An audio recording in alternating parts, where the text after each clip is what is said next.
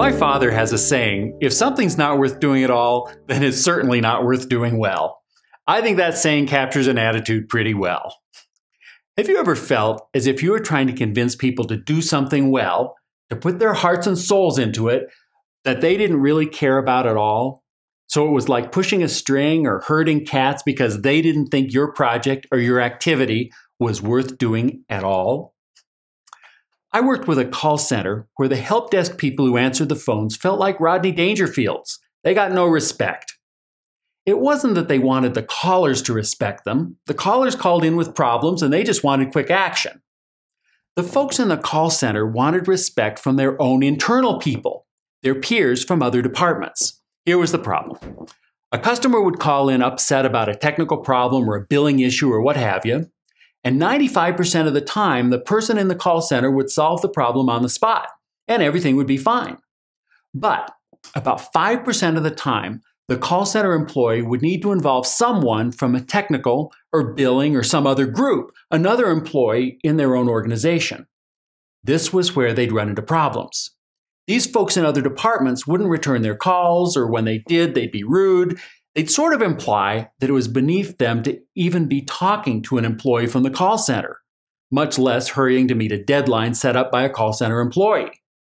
They didn't think that supporting the call center was worth doing at all, much less worth doing well. So here's the problem.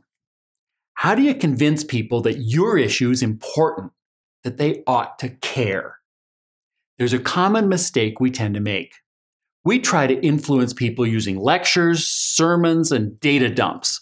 We try PowerPointing and pencil whipping. We try what psychologists call verbal persuasion. Now, we've all read the books on verbal jujitsu and getting to yes, but the bottom line is verbal persuasion just isn't very persuasive.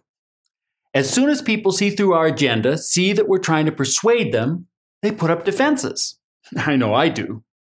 So what's a more effective way to change people's minds?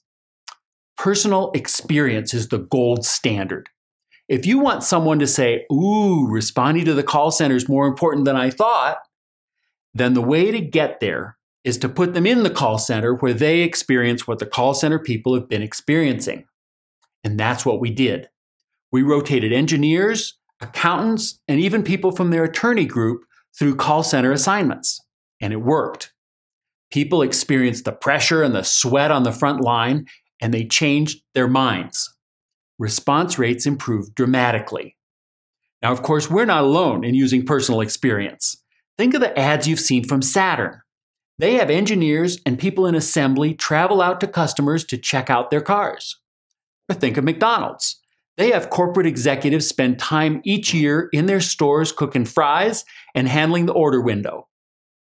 The next time you need to persuade someone, your daughter to keep up with her homework, your colleagues to return calls from the call center, or whatever, think about how you can create a personal experience for them.